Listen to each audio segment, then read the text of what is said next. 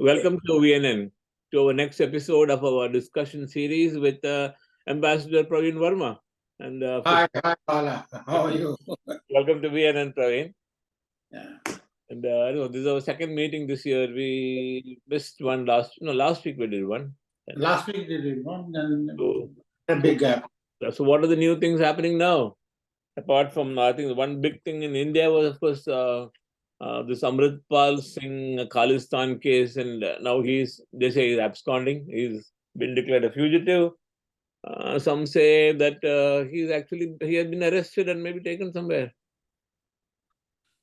Well, primarily, I won't agree that he has been arrested and taken somewhere.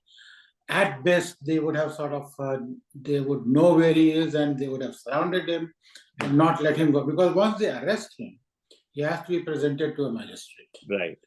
So that has to be done. That is a statutory requirement.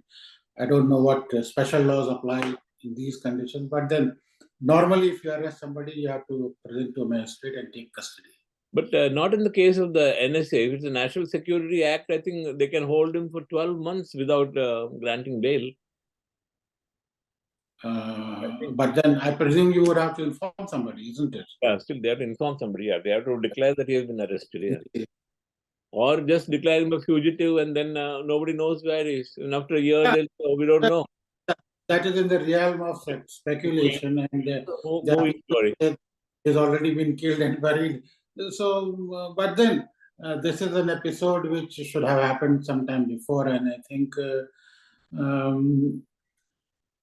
I don't know from where did this chap appear from? He was in Dubai. In Dubai, and apparently he went to working as a driver. Yeah. And suddenly he was taken away from there and sort of anointed as the successor of Deep Sidhu, I would say. Deep Sidhu, that's what his name is. That was, actually, this is a succession step of Deep Sidhu of Waris Punjab there. And Deep Sidhu again was the creation of the farmers' agitation and the Shalimar Bagh. Thereafter, he came into prominence, and then the young English-speaking ideologues sort of came up, and he came in, started preaching a little bit. But I don't know if he was a preacher even, because he was anointed as a Amrit over here after he came in. Because his earlier pictures showed him as a young man, T-shirt, listening to iPhone music in his ears, and cursing with glory. Have you seen that? There are about 10 recordings of his using cuss words for girls, his girlfriends and all. Okay. Now these things all come up. Suddenly he changed. But then there was a stage when he became a very influential leader and proponent of Khalistani cause, and had a following. Yeah, but I think he came in too early. I think if he wanted to establish himself as a leader, he should have waited a little before going full scale into that Ajnala case and going. Yeah, Ajnala would have been his main cause of downfall and drawing too much of attention to him, because that was something which caught everybody's attention. Even the Sikh community sort of objected that the Guru Sahib was used as a shield. Then the police got flack on the other side that they didn't do anything and they succumbed to the blackmail. So on both sides, it sort of drew attention. And then both the governments, the center and the state government, sort of ultimately decided that this is the, and then they sort of caught him.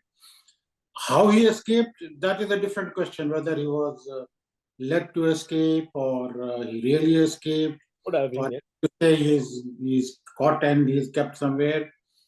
But I would generally go by my interpretation that he may be somewhere surrounded and kept over there and waiting for the right time to bring him out till all these things subside. And as it is, he didn't get the response which he would have expected, that the Sikhs would actually come up in his support. So that That has then not happened in Punjab. we see that his support was shallow. Yeah. He has no following apart from his own interior coterie, which has been arrested. Some of the big ones taken away to Assam, the other ones are stretched over there. And in Punjab, there are some meetings here and there, but Only in no Manali, nothing else. as if a leader has been harassed or being chased away. And with all those things coming on the television, there would have been agitation if he had any following. So one could also think this as the end of what people thought, that a revival of the Khalistani movement in Punjab, which is done and done for the present time. Yeah. But what's happening in this UK now? That's the High Commission being attacked by these people, and I mean, That is unfortunate. That is total collapse of diplomatic protocol from the British side. but I mean, we have seen it everywhere, and it's normally a protocol that the embassy premises or the High Commission premises are protected.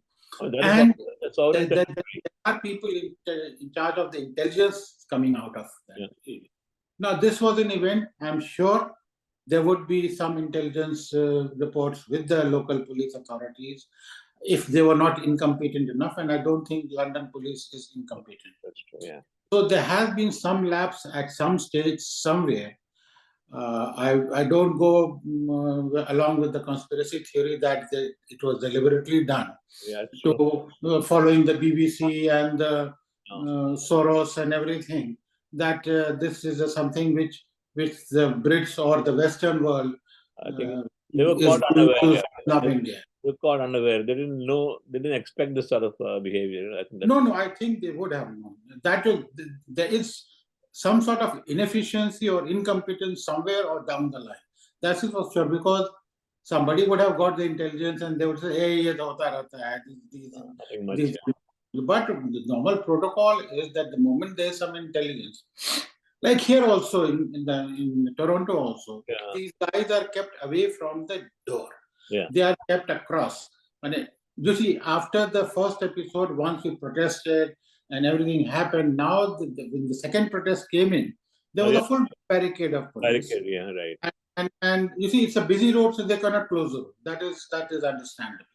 But the idea is that they should be kept away from the road. Now, this was not only a breach of security, but actually these people who attacked actually went into the building, climbed up the building. So this is not a case where any government, like here they say, and there also they say, the freedom of speech, freedom of movement, freedom of expression. It doesn't apply to that. Now it has become a case of violent attack on the High Commission. So that has to be dealt appropriately. I don't know whether some news initially said that that guy was arrested who climbed up, but then denials that there have been no arrests at all. But at least one has seen that some precipitate steps taken by the Indian government also, and the perception, you see, it's like removing the barricades in front of the British High Commission in Delhi is a perception thing. It doesn't do anything much. It's already a secured area anyway. But it's already a secure area. But it tells the Indian people that, see what we are doing. And both the High Commissioner called a meeting of all the prominent leaders, assured them of its support. And even on a Sunday night, the Deputy High Commissioner was called by Jaishankar, and they were told, why has this happened? So these things has happened which should not have happened had somebody not made a mistake or made a boo-boo somewhere. This is a normal protocol. The security should have been there. And then those things start spreading in Australia. We haven't seen any precipitate action in Canada as yet. No, and except some. There are some meetings going on. That I understand. I've heard about. Today something happened. There was an incident where the High Commissioner could not attend the function because they were blockaded the entrance to the hall, something like that. But no violence, nothing like that. Yeah. But I then think what amongst, happened? What you happened know, when the property has been damaged? Who pays for it?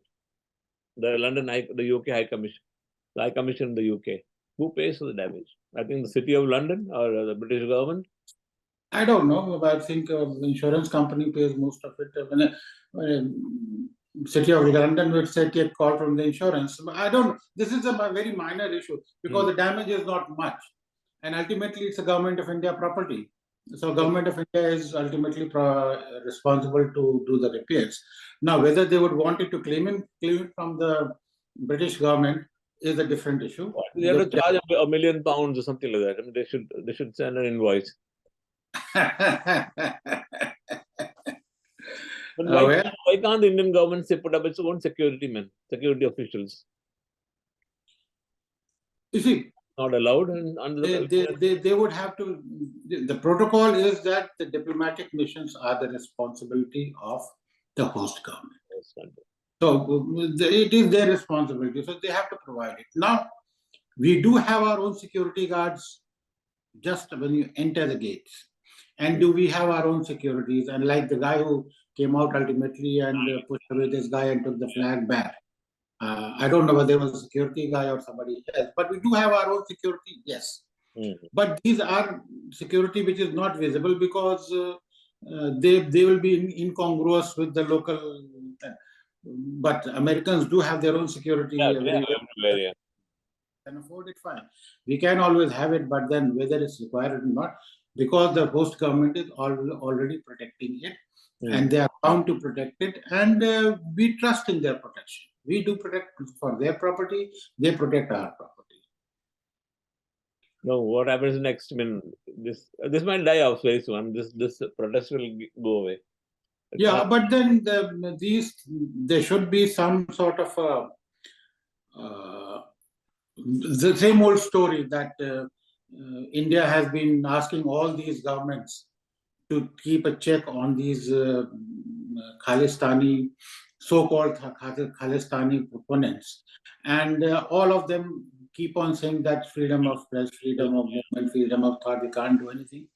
But there has to be some change in perception. And whereas things have been on a better keel with the United States, Australia is starting new.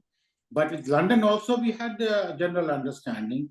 The worst problem was Canada as such, because here the perception has always been that the liberal or the conservative, both governments, that the Sikh lobby has been generally very close to them.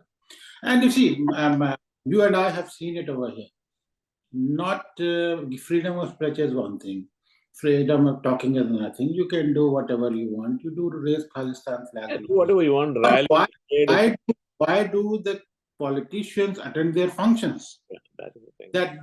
That Baisakhi march. But now I think that has come down a lot. I mean, this last 2 years. Come down, but still it's not 2 years, many politicians don't attend those things now anymore. But sometimes you see them in front of the flags and everything. I think they are also tricked by these people. Yeah, I think so, because I know Patrick Brown, he said the same thing. Yeah, the perception has not changed totally. Yeah. And once you talk amongst people, they say that the Khalistanis are still close to the politicians, and that's how. Although it's a very small percentage, but then it does affect the relation with the two countries, and we still have not been able to sort out the. Some of the MPs did tweet about this, saying they are concerned about this cutting of internet in Punjab. And the funny thing was, all of them had the same wordings. So it is a cut and copy and paste thing, but they should have put something original, isn't it? Well, I think they should be a bit careful on those matters, because they said something on the farmers' agitation and did the same thing over here later on. I don't know. Now, okay, they're getting away from this now. In India, a lot of interesting things have been happening. The MP Rahul Gandhi and now he has been convicted rather, sentenced to 2 years in jail for defamation. What happens there now? Well, this is the 7th case in which he'll be applying for bail. I don't know. He shoots his mouth and then he doesn't know what to do. And there was no need. This is an old case. It's an old case, 2019, yeah. 2019, and he says that Sare Modi's chore hai. Modi, Narendra Modi, and then all the Modis are something on that lines, yeah. Yeah. And then somebody got smart and said that okay, he's defaming a whole community, and the whole committee has been with no cause, and which is nothing of it is true. When 3 of them are thieves, that means that the whole thing, and then the community is a backward community, so he's trying to degrade and defame. Yeah, okay. So he'll get bail. That is not. I have a feeling the case will be quashed because even the BJP doesn't want him to be a sort of a martyr, so they don't want him to go to jail. As a matter of fact, somebody was telling me that Congress wants him to be martyred. Put him in jail. Yeah, Congress wants him in jail, but BJP doesn't want him because he is the best campaigner for BJP. They're going to keep him as a star campaigner. Because whenever he talks something, more votes go into the BJP kitty. But then the lots of discussion on Indian television today about what will happen and how will the judiciary react to it. Because is he already, the main question at the moment is he now a member of parliament or not? Because having a conviction is an immediate, there is a Supreme Court judgment which says that one person stands debarred from being a member of parliament with immediate effect. So technically, one guy was saying that he's no longer an MP. Whereas reading through somebody's total discourse, it says that basically the speaker is the only person who can disqualify. And speaker can disqualify him only after 30 days of the sentencing. Right, that could be something. And then he will disqualify him. So he has a 30 days time to appeal. And once he appeals, he'll get a bail and therefore it will not happen. But there's another school which says that no, he is so much disqualified the moment he's convicted. There's a Supreme Court judgment. But then I think by tomorrow things will be clear enough. The big issue will be the National Herald case. When that comes up, I think that's where he will be in trouble. Yeah, National Herald case seems to be an open and shut case, but then again, they are wheels within wheels, and we know only the outer shell. And clearly saying that that property has appreciated into so many 1,000 times, really one has to go into it. So again, one can look forward to or see what happens in the National Herald case. But things are a bit bleak on that side. But in that case, he's not the only person involved. Sonia Gandhi is also involved in that, and all Congress leaders. So you can't push them all of them in jail. Yeah, but Ahmed Patel has gone away, and Oscar Fernandez has gone. So they have gone. Yeah. Only these two. There are four actually. Yeah, as you say, Motilal Nehru and Rahul Gandhi are actual signatories of those contracts and all that. Another thing is cropped up. UAE and India have decided to trade in rupees and dirhams. Yeah, that is the number of countries who are willing to trade in rupees has increased. But what happens to the dollar? What happens to the dollar? Does it lose its value? That's. You see, at least rupee gains some value in terms of at least perception, in terms of the southern countries, because most of these are African countries, and of course, I think it's Russia. Yeah. And now that the UAE has come, UAE has suddenly become a very strategic and sort of a close economic partner. If you recall, they have third largest trading partner now. Yeah, and then they are investing in Jammu and Kashmir. Yeah, with a big mall and yeah. So investing in Jammu and Kashmir, which has been eyed by the Pakistanis. Yeah, and that means that the Kashmir, as far as Kashmir is concerned, is willing to put money also on that. And once these things start, then you see, because the Pakistanis are still not reconciled with 370 as yet. So slowly that reconciliation will come in. But then again, with J&K gone out of their hand, they are concentrating in Punjab, and then that's what this rise of Amrit Pal Singh is basically more concentration of ISI in Punjab, and more drugs coming in, and then he is opening these de-addiction centers, which are more of centers for radicalization of the youth, who the youth de-addict them, and then you radicalize them and then send them out. Arm them, yeah. I know. Who knows what's happening? Anyway, I think we'll continue this discussion next week. Yeah, of course. I mean, there'll be a lot of interesting things happening, and we'll see. Joe Biden is, of course, now landed in Canada.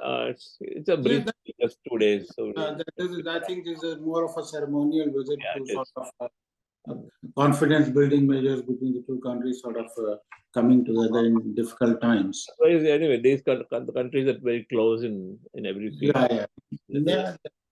And Ukraine carrying on its own. There's nothing much happening over there, except that China also wants to become a mediator. Nobody wants to listen to it. Peacemaker. Yeah. So that's all for the week, and then we'll see next week. We'll meet next week. Yeah. Okay. Thank you, Praveen. Thank you. Nice talking to you once again. Thank you.